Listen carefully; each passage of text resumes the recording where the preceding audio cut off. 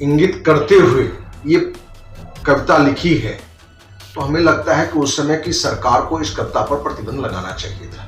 क्षत्रिय सेवा महासंघ ने निर्णय लिया है कि ओम प्रकाश वाल्मीकि की कविता ठाकुर का कुआं पर प्रतिबंध लगाने की मांग को लेके देश के माननीय राष्ट्रपति, माननीय प्रधानमंत्री, माननीय गृह मंत्री, माननीय शिक्षा मंत्री को पत्र लिखकर कि आप इस कविता पर रोक लगाएं। कविता को अपने ही किसी सिपासलार, किसी वफादार कुत्ता के द्वारा लोकसभा, राज्यसभा या विभिन्न तरह के कार्यक्रमों भी लोग परोसने का काम करेंगे।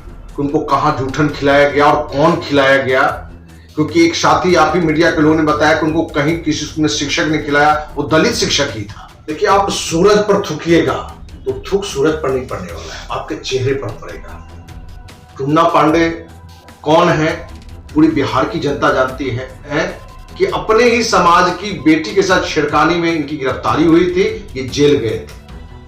और टुन्ना पांडे भी मनोज झा के तरह लालू यादव के सिपा सलार हैं, उनकी भी मजबूरी है और समाज का दुर्भाग्य है कि जो सच्चे लोग हैं, अच्छे लोग हैं, उनको प्रचार कम मिलता है और जो समाज के दुश्मन हैं, समाज में जहर फैलाने वाले लोग हैं, उनकी बातों को लोग बार बार फैलाता है। इसलिए टुन्ना पांडे जो भी कुछ कहा है, हम समझते हैं कि हमसे ज्यादा ब्राह्मण समाज उनको समझा देगा कि राजपूत समाज क्या है या आनंद मोहन क्या है।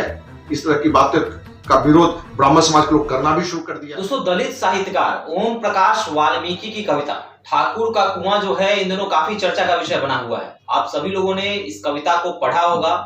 आपको बता दें कि सिलेबस में, यानी कि जो बच्चों को पढ़ाया जाता है, स्नातक स्नातकोत्तर की बात करें तो उसमें कविता पढ़ाया जाता है, साथ ही साथ वो दलित साहित्य की बात की जाती है, दलितों की बात की जाती है, वंचित शोषितों की बात की जाती है।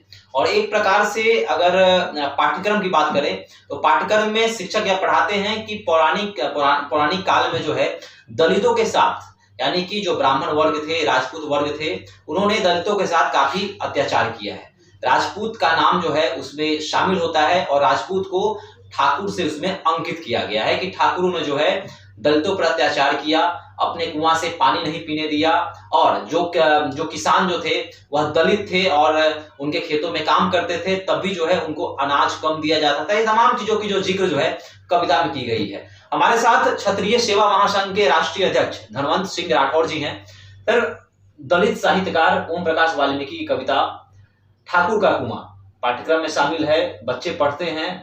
और कहीं ना कहीं मौजूदा समय की बात करें और पुराने समय की बात करें तो पुराने समय को देखें अगर, तो अभी काफी अंतर है, सब कुछ में बदलाव आ चुका है।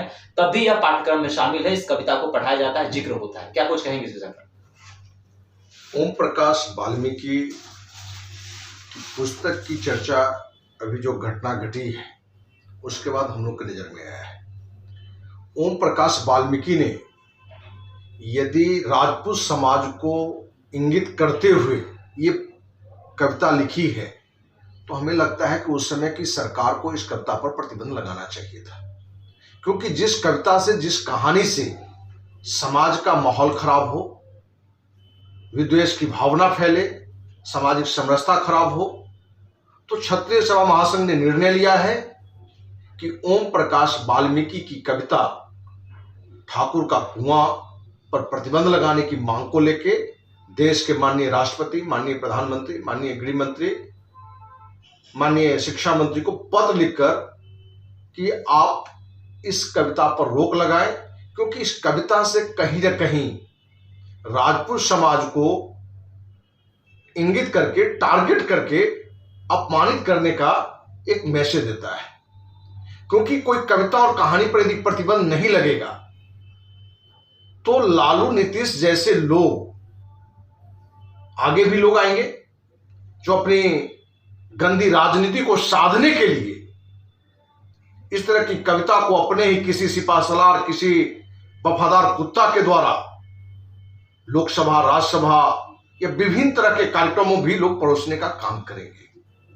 इसलिए क्षत्रिय सेवा महासंघ ने निर्णय लिया है कि ओम प्रकाश वाल्मीकि की इस कविता पर भारत सरकार प्रतिबंध लगाए, नहीं तो इसके लेके भी क्षत्रिय सेवा महासंघ एक बड़ा आंदोलन करेगा। सर, अगर बात करें साहित्यकारों की बात करें तो साहित्यकारों ने पौराणिक समय में कई ऐसी कविताएं बनाई हैं, और ओम प्रकाश वाल्मीकि की बात करें तो उन्होंने जूठन लिख दिया। जूठन के बारे में वो कहते हैं कि एक दलित जो है दलित की व्यथा को समझ सकता है, उसके साथ क्या कुछ हो रहा है वह समझ सकता है, और उन्होंने जूठन भी लिख दिया। उन्होंने कहानी कहा कि मेरे साथ जो है मुझे जूठा खिलाया गया था।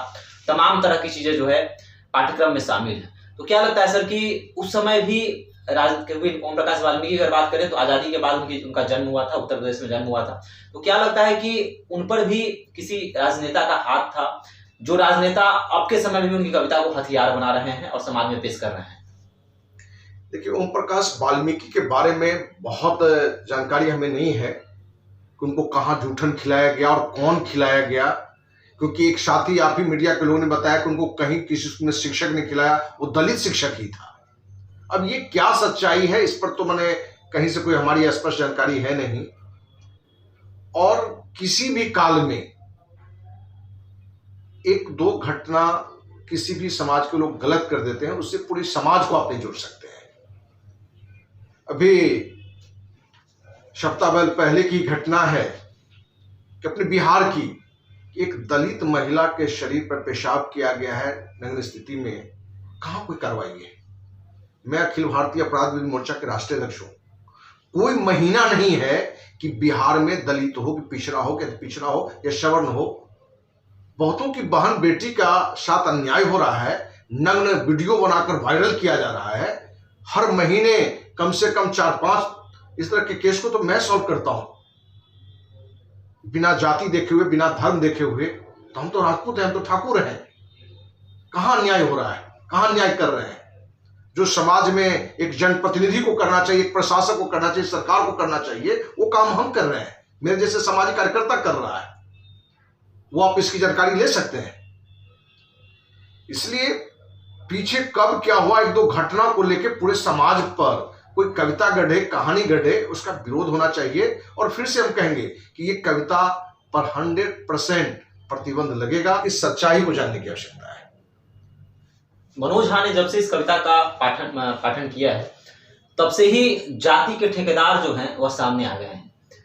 आनंद मोहन जो हैं ब्राह्मणों को काफी कुछ कहा। उसके बाद से एक और व्यक्ति हैं जो ब्राह्मण के ठेकेदार हो गए हैं, टुन्ना पांडे।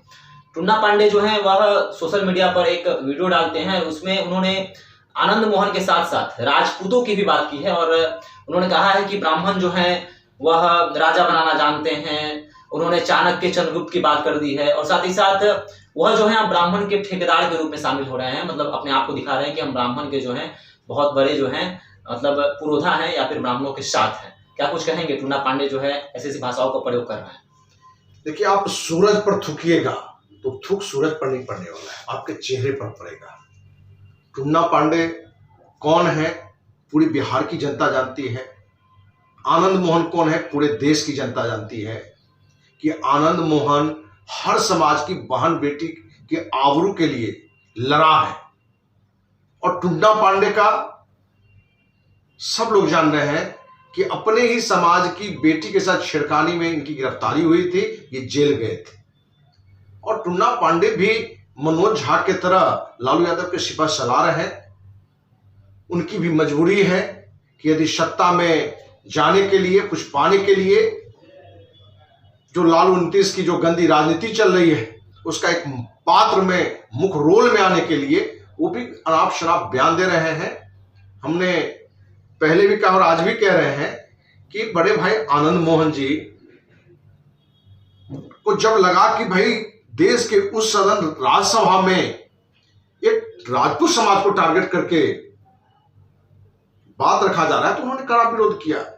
कहीं ना कहीं गुस्सा में उन्होंने कुछ शब्द अपने ब्राह्मण समाज के लिए रखा, जो कि नहीं रखना चाहिए। हम इस बात से सहमत नहीं है कि कोई एक व्यक्ति गलत करे, हम गलत करते हैं और आप पूरे राजपूत समाज को गाली दीजिए, अपमानित करिए, ये कहीं से सही नहीं है। और आनंद मोहन जी के अंदर गुस्सा ज्यादा होने के पीछे कारण रहा है कि उन्होंने ब्राह्मण समाज के लिए बहुत त्याग किया है, लड़ाई लड़ी है। बार बार हर जगह बता रहे हैं, वो जनप्रतिनिधि रहते हुए, विधायक रहते हुए ब्राह्मण समाज की बहु बेटियों के लिए हथियार उन्होंने उठाया। लालू यादव से लड़ा, पप्पू यादव से लड़ा, उसमें उनका कहां कोई स्वार्थ था। तो ब्राह्मण समाज को भी सोचना चाहिए कि यदि गुस्सा में यदि एक दो बातें उनसे कहीं निकली भी हो, तो उनको इस बात को माफ करना चाहिए। आगे बढ़ना चाहिए। टुन्ना पांडे जो है आनंद मोहन के व्यक्तिगत जीवन पे भी चले गए हैं। उन्होंने उनकी माँ का जिक्र किया है कि आपकी माँ जो है वो वोट मांगने जो है अचरा पसार के आती हैं। उनकी पत्नी का जिक्र कर दिया है कि आप जेल में जब थे तो आपकी पत्नी ने 75 जगह आपकी पत्नी गई थी और वहां पर आपको जेल से निकलवाने के लिए कई चीज उन्होंने किया। कई तरह की बातें हैं। उन्होंने तो उनके माँ बाप का भी जिक्र कर दिया है। कई ऐसी भाषाओं का प्रयोग किया है जो कहीं ना कहीं अमर्यादित हैं।